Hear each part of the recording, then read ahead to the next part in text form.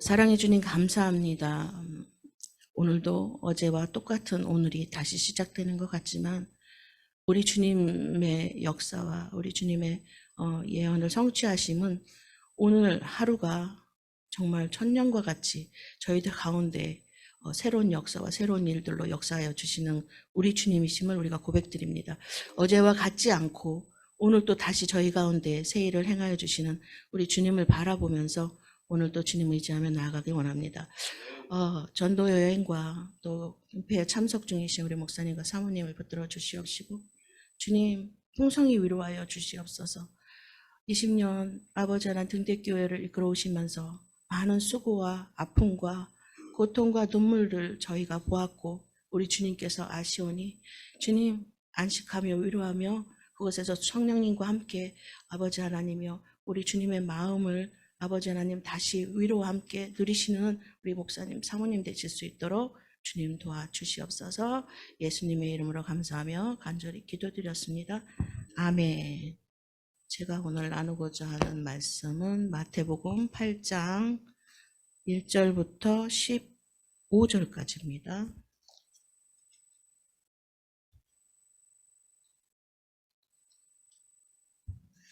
우리 함께 봉독하도록 하겠습니다.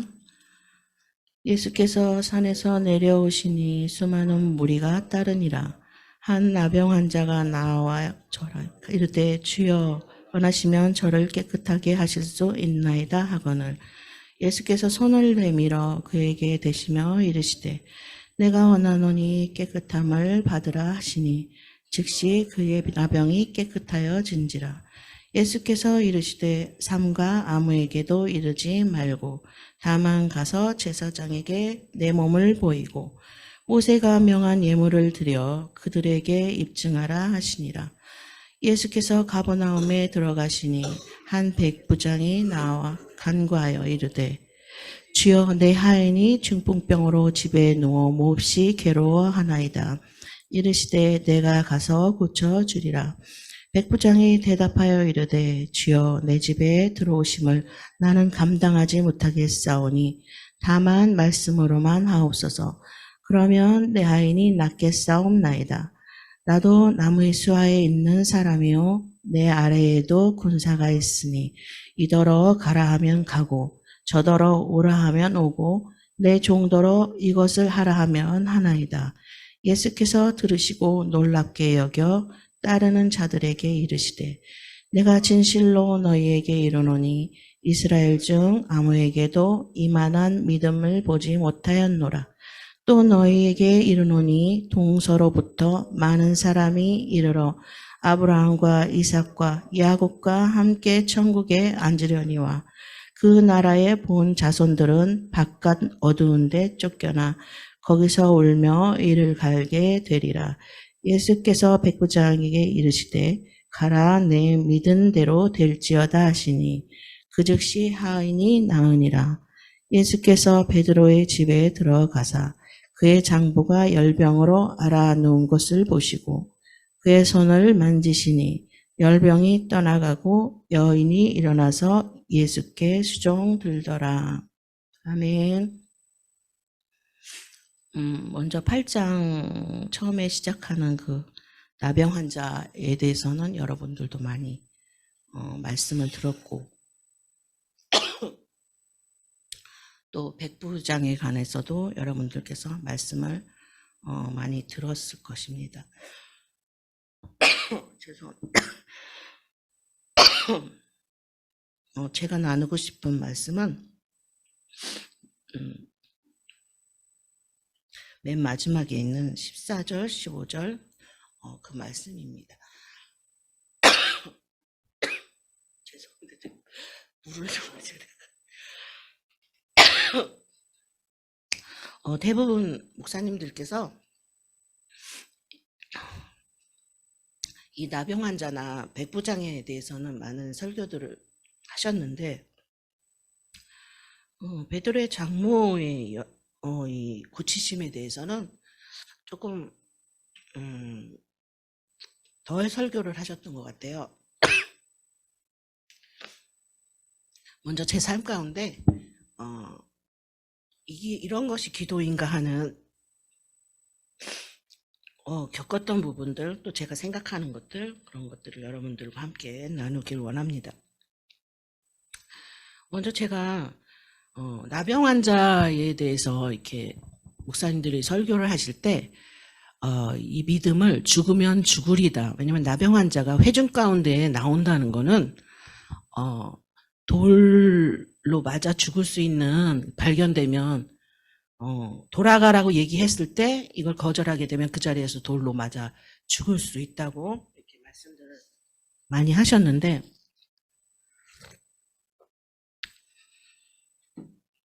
그래서 저희가 이 나병 환자에 대해서는 많은 것들을 들었잖아요. 설교 말씀을. 제 삶에도 죽으면 죽으리다 고백했던, 기도했던 순간이 한순간이 있었습니다. 제 기억으로는 제가 어렸을 때 주일학교에 다닐 때였는데, 그 해에 엄청나게 큰 비가 왔어요. 정말 저 시골이었기 때문에 가축 소 돼지가 막 떠내려가도 어떻게 할 수 없는, 정말 방주 때 내리셨던 정말 그런 비처럼 너무너무 많은 비가 와서 뭐 잠기고 뭐 논밭이 다 잠기고 굉장히 뭐 천둥 번개가 어마어마하게 막 내리꽂아서 막 나무들이 막 불이 나고 굉장히 심한 장마였던 것 같아요. 장마, 홍수? 약간 그랬는데 그때가 주일이었어요. 주일이었는데 제가 주일학교에 다니고 있었는데 아무리 생각해도 이 빗속에 교회를 가야 될 것 같은데, 예배를 참석해야 될 것 같은데 제가 다른 거는 모르겠는데 천둥 번개를 되게, 제가 전기가 되게 잘 통하는 사람이라서 천둥 번개가 그렇게 막 내리꽂는 그 막 번개가 막 바닥으로 내리꽂는 그 모양이 다 보이는데 뭐 우레같이 막 소리가 나고, 제가 문 앞까지 나와서, 대문까지 나와서 제가 그렇게 생각을 했어요. 가야 되겠는데 이 천둥과 빗속을 뚫고 가는데 제가 안 가자니 너무 제가 약간 그러니까 자존심이 상한다. 그러니까 내가 이 천둥과 번개 때문에 예배에 못 간다면 이건 말이 안 된다. 그래서 제가 가기로 결단을 했습니다. 근데 가기로 결단하니까 어떤 생각이 드냐면, 가다 죽으면 어떡하지? 꼭 진짜 죽을 것 같았어요. 번개 맞고 천둥 맞고 정말 막 천둥 번개 내리꽂는 게 막 보이고 우레 같은 소리가 나니까 가다가 나는 죽겠구나 이런 생각이 들었습니다. 근데 제가 제 안에, 주님 죽으면 죽겠습니다. 제가 그렇게 고백을 하고 달려서 교회에 갔죠. 교회에 갔는데 바로 옆에 사택에 사시는 전도사님께서도 오지 않으셨고, 저를 전도했던 굉장히 믿음 좋은 친구가 있어요. 그 친구도 굉장히 고난을 많이 당했는데 어렸을 때부터 그 친구도 나오지 않았더라고요. 근데 그때는 철이 없어서, 와, 하나님께서 나를 기억하시겠다. 오늘의 이 나를 기억하시겠다. 굉장히 저 어린 마음에 자랑거리였습니다. 하나님이 나를 사랑하시겠구나. 그러나 바로 이제 철이 들면서 아니구나. 하나님의 은혜셨구나. 그리고 제가 최근에 이 고백을 하나님께 어떻게 고백드렸냐면, 철없는 애가 머무르고 한 고백을 왜 받으셨을까? 제가 그런 생각을 했습니다. 하나님이 그때 제가 정말 뭣도 모르고 철도 없이 주님 죽으면 죽겠습니다 했던 그 고백을 들으셨구나. 그걸 마음에 품고 계셨구나. 그때부터 제 삶이 고생대로로 갔습니다. 제가 이번 송구영신 예배 때 제가 그런 기도를 했었잖아요. 그런 고백을 했었잖아요. 하나님께서 제가 특세 때 주셨던 그 은혜를 나누라고 할 때 제가 고백드렸었던 3가지 약간 힘든 일들이 있었잖아요. 그 외에도 뭐 이루 설명할 수 없는, 무슨 누가 어디 각본을 써놓고 거기에 제가 살아가고 있는 듯한 정말 어마어마한 많은 간증들이 있거든요. 그 첫 번째, 제가 그때 나눴던 것들이, 첫 번째가 제가 30대 초반에 같이 믿음 생활하던 남편과 아이 둘을 잃었다 그랬잖아요. 그리고 30대 후반에 저희 지금의 남편을 만났고 10년 동안 사업체를 운영하다가 직원도 별로 없는데 20명도 갓 안 되는데 제가 그 사업체 때문에 사채빚에 시달리고 또 수배 명단에 오르고 또 출국 금지를 당하고 이런 일들이 있었다고 두 번째로. 그리고 세 번째가 그 빚을 갚기 위해 이제 회사가 문을 닫았기 때문에 제가 차전사는 공사판에서 일을 하고 저는 식당에서 일을 하는데 빚을 갚기 위해서 제가 지병으로 쓰러지고 저한테는 몇 가지 병이 있거든요. 쓰러지고 일어나질 못했어요. 그래서 기어서 화장실을 다니고 또 제가 기어서 막 화장실을 다니면서 이제 좀 몸을 쭈스려서 겨우 집안에서 이렇게 겨우 몸을 부축하면서 다닐 때였을 때 119 대원분에 전화를 받았는데 차관사가 포크레인 기사의 실수로 다리를 다치면서 그게 심해서 다리를 절단하게 됐죠. 이렇게 세 가지를 제가 말씀드려요. 하나님이 제 삶에 똑같은 말씀을 3번 주셨었던 사건들을 말씀드렸잖아요.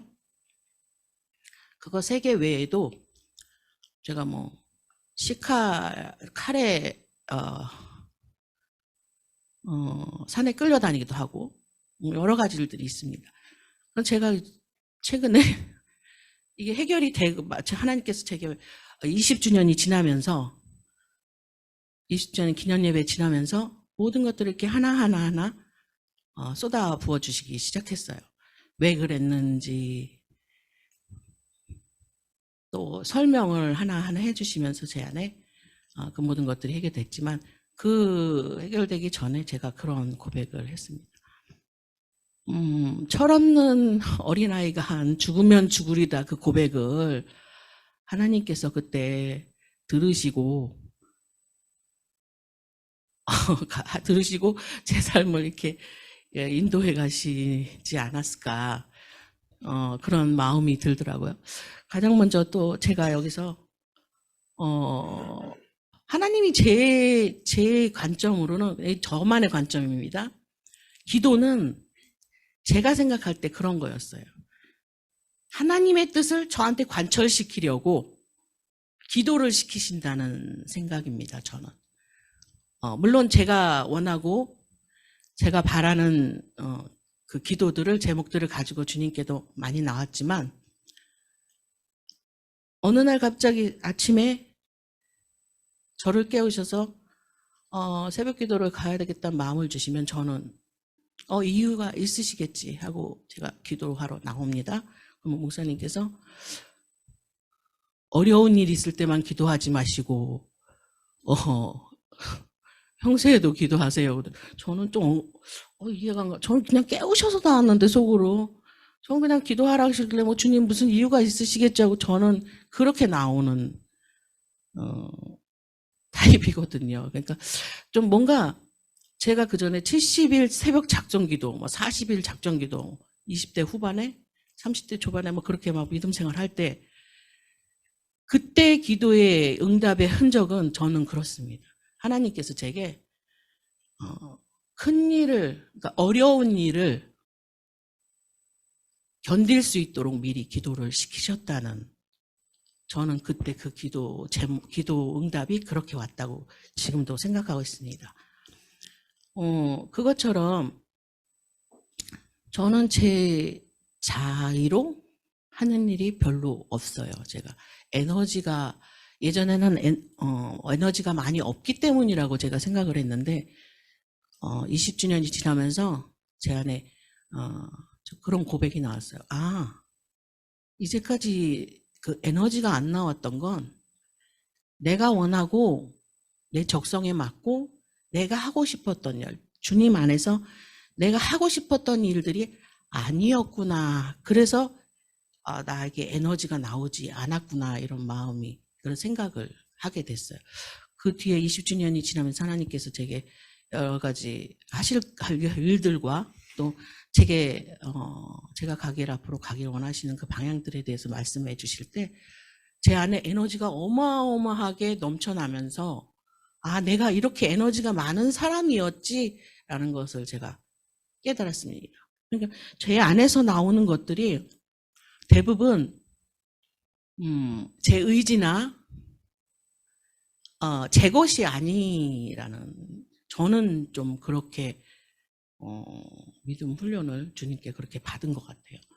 그리고 말씀을 정해서 이렇게 읽으라고 주시잖아요. 어디서부터 어디 정해놓고 저는 그걸 잘 못 읽어요. 왜냐하면 그날 또 어떤 사건들이 일어날 때 그 사건에 대해서 말씀이 같이 오는 경우가 많아요. 근데 말씀이 오는 건 제가 이해할 수 있는 말씀, 평소에 생각하고 늘 들어왔고 그런 말씀들 뿐 아니라 제가 전혀 왜 이 일과 이 말씀이 같이 오는지 제가 도무지 영모를 모르는 말씀들도 많이 옵니다. 그러니까 저는 그것을 제가 묵상하고 그것을 다 소화하기도 좀 벅차요. 그래서 매일 읽는 말씀은 제가 조금 더 신앙이 깊어지면 그것까지도 읽겠지만 저는 궁금한 게 있으면 그거 하나만 막 파고드는 성격이, 주님이 그런 성향을 주셨기 때문에 하나를 붙드는 성격이라서 그날 주셔서 그게 해결이 되면 그 말씀이 이렇구나, 이게 좀 해결이 좀이라도 되면 마음이 편한데 이게 해결이 안 되고 그냥 있으면 왠지 저는 다른 말씀을 보기가 조금 그렇습니다.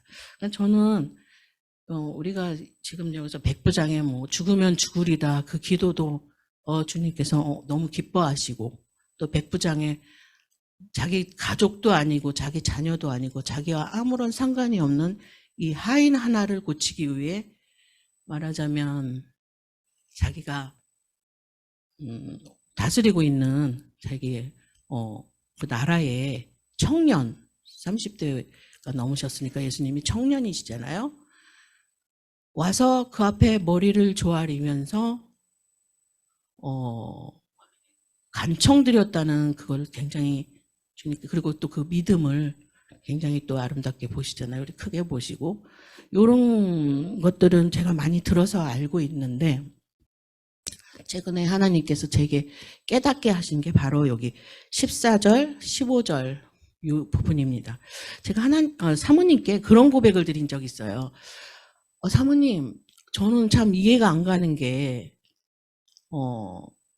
하나님께서 제 삶 가운데 삶 속에 하루에도 많은 기적들을 행하시는 걸 제가 봅니다. 제가 기도한 것들 공급해 주시고, 또 제가 밖으로 나가려고 할 때 하나님께서 제 마음에, 성령님께서 제가 평소에 가지고 다니지 않던 걸 가지고 나가게 하실 때가 있어요. 그럼 저는 이런 일이 많이 있기 때문에 그냥 넣고 나갑니다. 그러면 그게 꼭 필요한 사람을 만나기도 해요.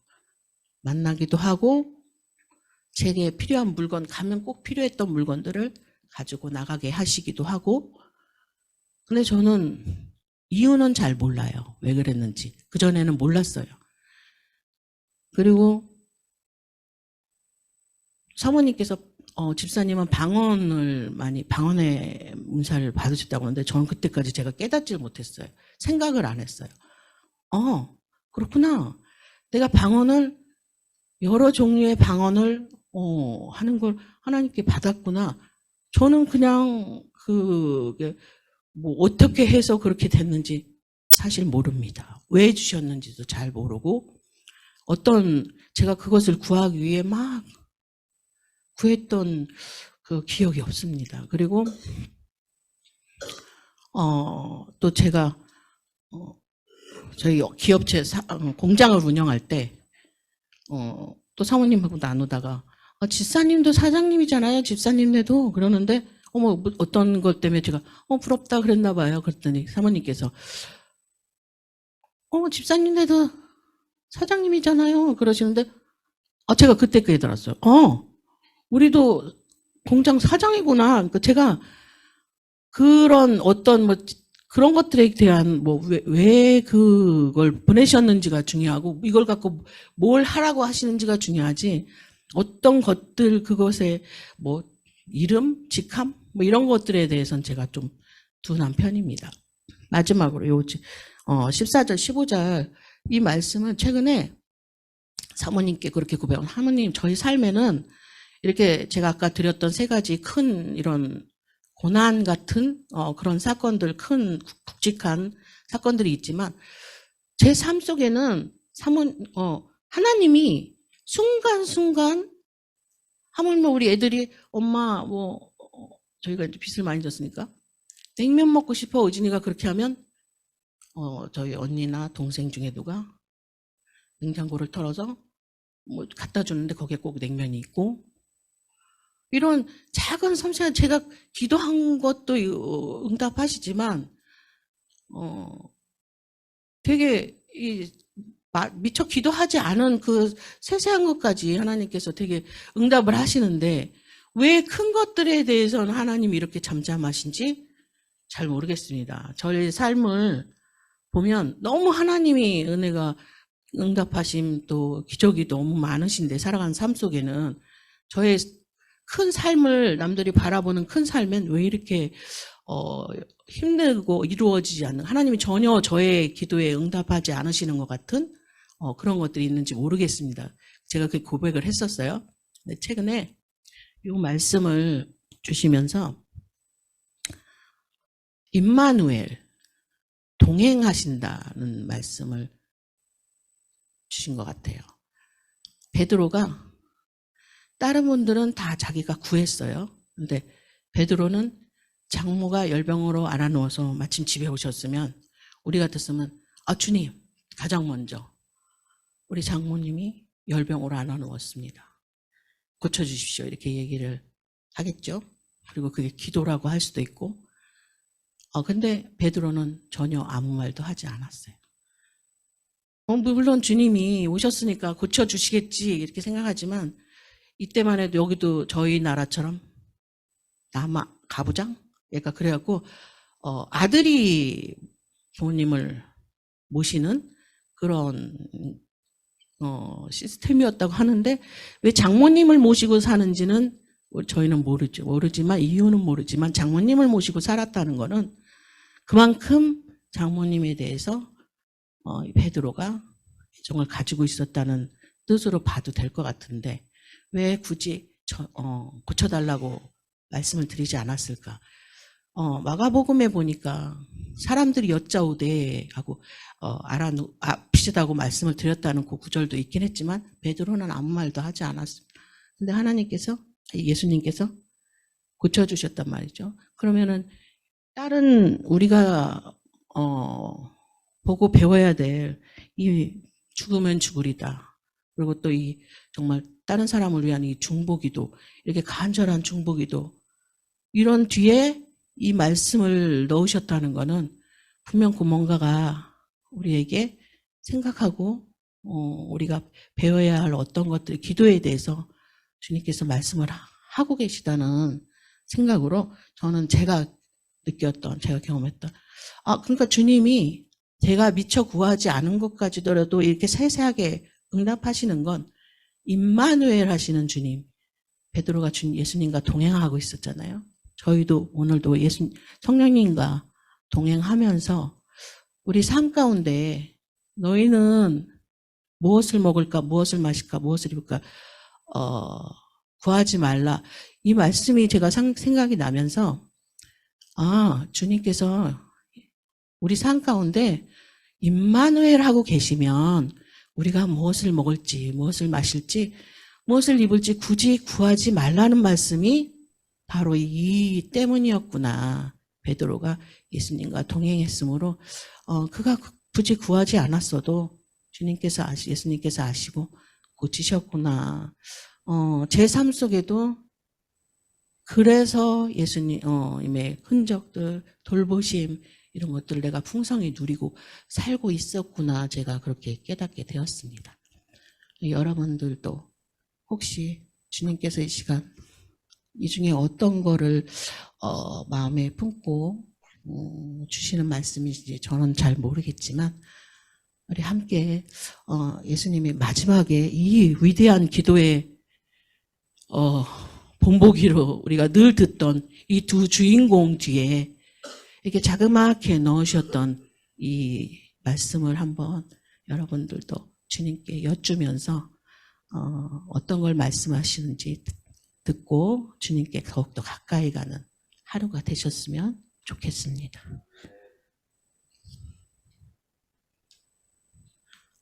이 시간 열방에 나가 계신 우리 목사님과 사모님을 위해 기도를 해주시고, 제가 우리 목사님과 사모님의 이제 20년이 저희 지났잖아요. 20년이 이제 다시 그 20년은 이제 뒤로 보내고 저희 등대교회가 다시 하나님께서 이제 앞으로 나아가야 될 그 시간들에 대해서 우리 목사님과 사모님께 새로운 비전을 주시기를 기도하고 있습니다. 이제까지 달려왔던 그 길은 이제 뒤로 보내고 이제 다시 새롭게 등대교회를 향하신 하나님의 뜻이 굉장히 많다고 제가 지금 느끼고 있거든요.